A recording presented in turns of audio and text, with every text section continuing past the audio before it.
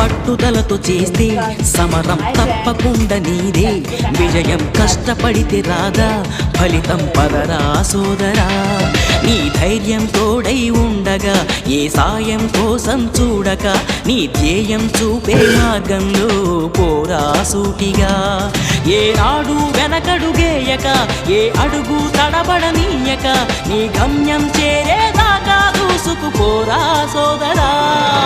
పట్టుదలతో చేస్తే సమరం తప్పకుండా నీదే విజయం. కష్టపడితే రాదా ఫలితం పదరా సోదరా.